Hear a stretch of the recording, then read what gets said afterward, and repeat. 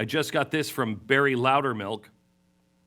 He wrote, an hour ago, this message was passed to me from the military person in Kabul at the airport who's been helping people get admitted. This is what they wrote. We're out of time. The gates are pretty much closing or have closed. We're down to the wire.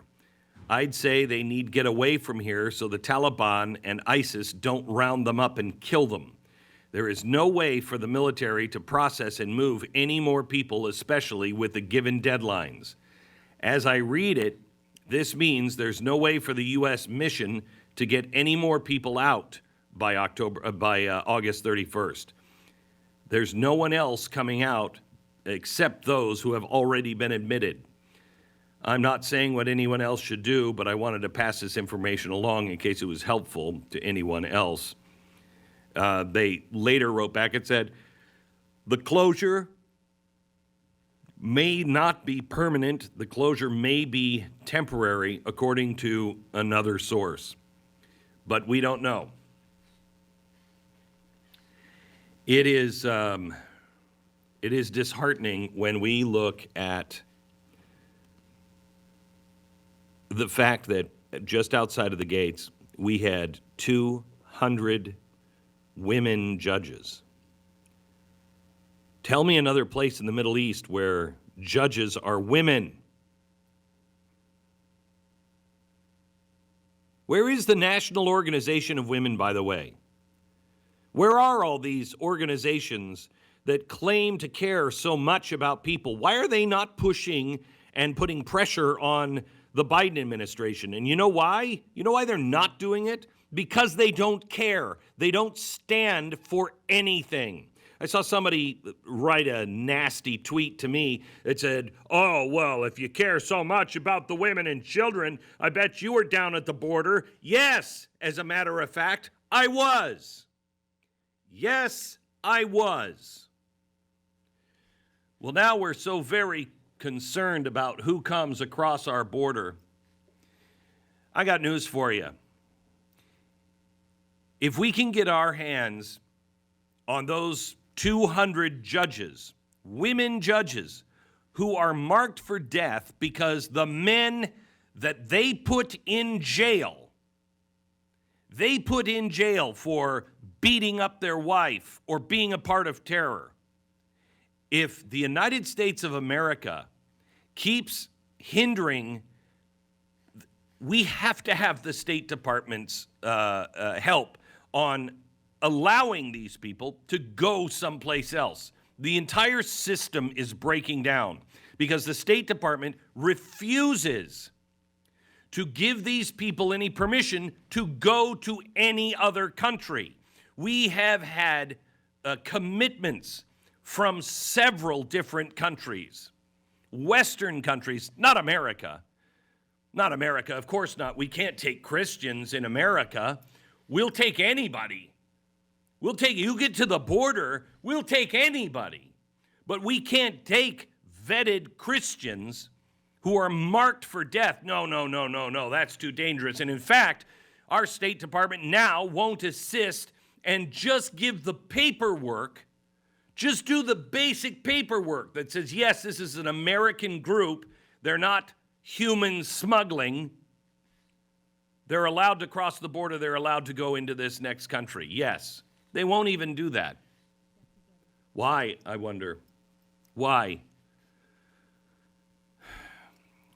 Barry Loudermilk is with us. I just got him on the phone. Thank you, Barry, for answering so quickly and coming on the program.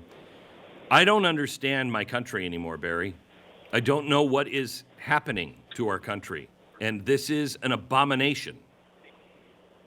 It absolutely is. The president has sided with our enemy over American people. They're shutting down early because of the fear of ISIS when the previous president pretty much annihilated ISIS. And now we're running from them, and we're negotiating with terrorists to give us permission to get our people out. This is not the America that I know. And my heart is breaking for all of those people there. My office has been working tirelessly to try to get people out. The American citizens, those Christians who have been in there doing God's work undercover, and we're abandoning them. And my heart is breaking for those military guys, 82nd Airborne, the guys who have committed their lives to freeing people from oppression and defending liberty. And their mottos has always been, look, we're not going to leave any of ours behind. And they're now being told by their commander-in-chief, you have to abandon your mission and you have to leave Americans there. This is going to cause serious problems for a lot of those guys.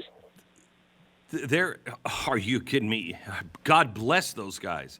Barry, is there anything that Congress and the Senate can do?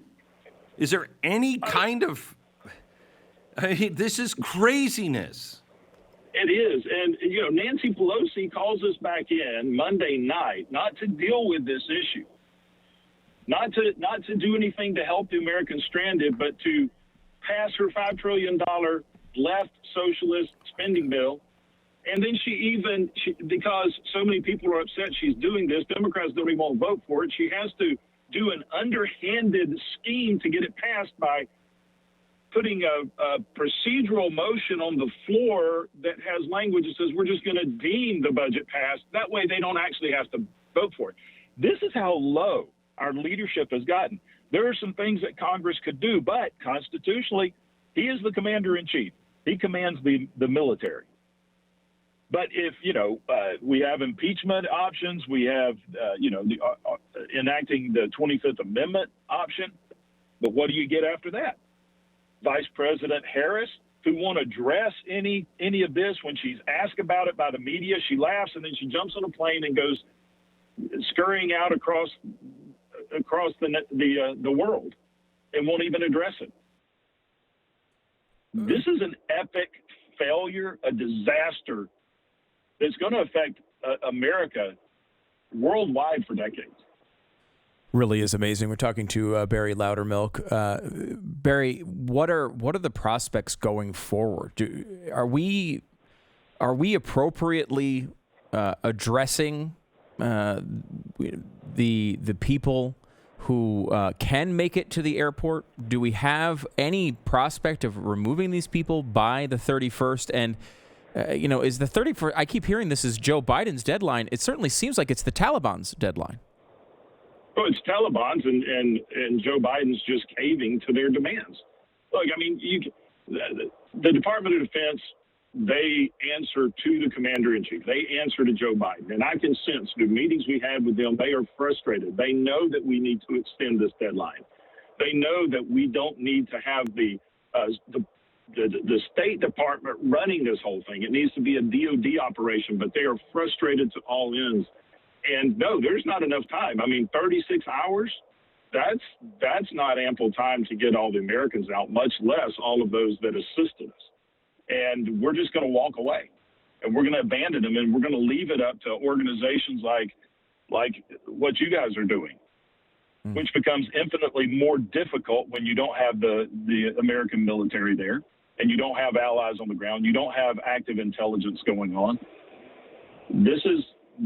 This is, in my mind, verging on being a traitor against the United States of America.